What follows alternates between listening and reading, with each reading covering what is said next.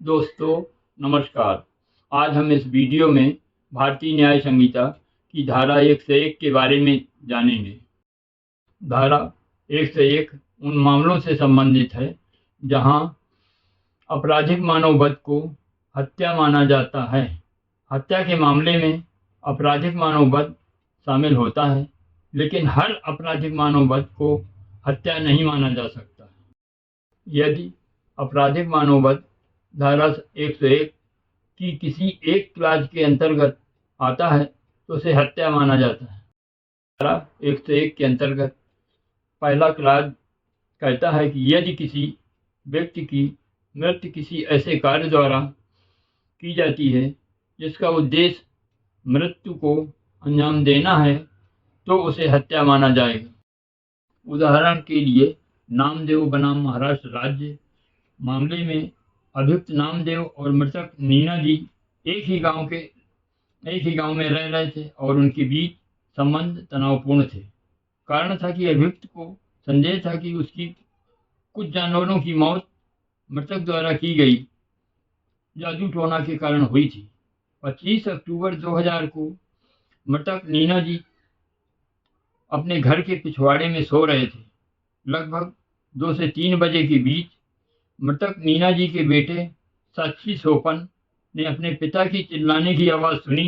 बाप रे आवाज़ सुनकर सोपन और उसकी पत्नी अपने घर के पीछे दौड़े जहां उसके पिता सो रहे थे।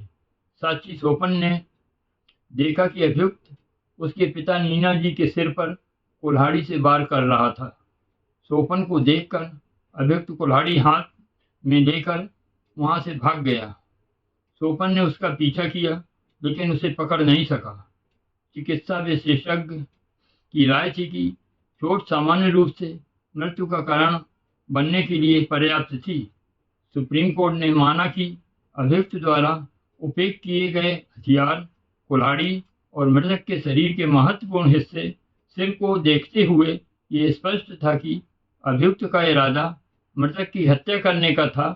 इसलिए मामले की परिस्थितियों को देखते हुए ये भारतीय न्याय संहिता की धारा 101 के अनुसार अंतर्गत आता है। दूसरा क्लाज कहता है कि यदि कोई व्यक्ति किसी ऐसी शारीरिक चोट पहुंचाने के इरादे से कार्य करता है जिसके बारे में वो जानता है कि वो मृत्यु का कारण बन सकती है तो इसे हत्या माना जाएगा।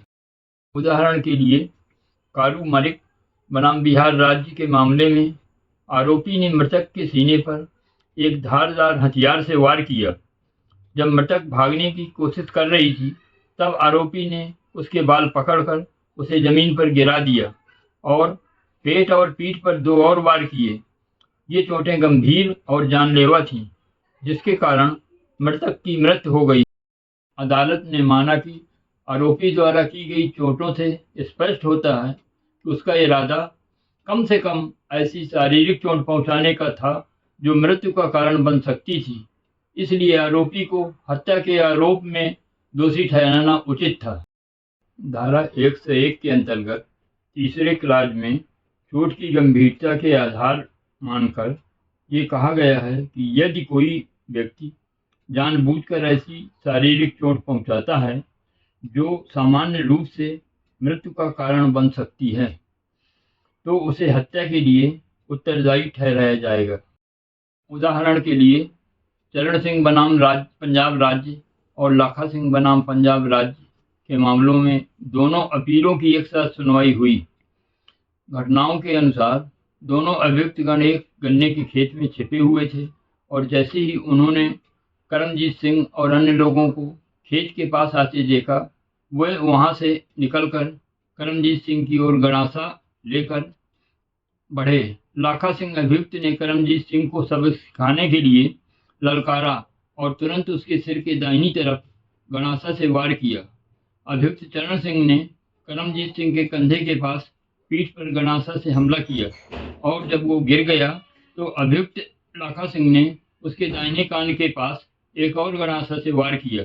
अदालत ने माना कि एक साथ छिपना और गणासा से वार करना ये दर्शाता है कि दोनों अभियुक्तगण ने एक साझा इरादे से करमजीत सिंह को सबक सिखाने का निर्णय लिया था, क्योंकि करमजीत सिंह ने पिछली रात अभियुक्त लाखा सिंह को थप्पड़ मारा था। चश्मदीद गवाहों ने स्पष्ट रूप से कहा कि अभियुक्तों ने मृतक के महत्वपूर्ण हिस्सों पर गणासन से वार किया था और डॉक्टर के अनुसार ये चोटें सामान्य परिस्थितियों में मृत्यु का कारण बनने के लिए पर्याप्त। धारा 101 का चौथा क्लाज आमतौर पर अत्यधिक खतरनाक कार्यों के किए जाने को समाहित करता है जो निश्चित रूप से मृत्यु का कारण बन सकते हैं। उदाहरण के तौर पर आरोपी ने एक बच्चे को मगरमच्छ को अर्पित कर दिया, ये मानते हुए कि बच्चे को कोई नुकसान नहीं होगा, लेकिन बच्चा मारा गया। इस मामले में आरोपी को हत्या का दोषी ठहराया गया। यदि आपको ये वीडियो पसंद आया हो तो चैनल को सब्सक्राइब जरूर करें।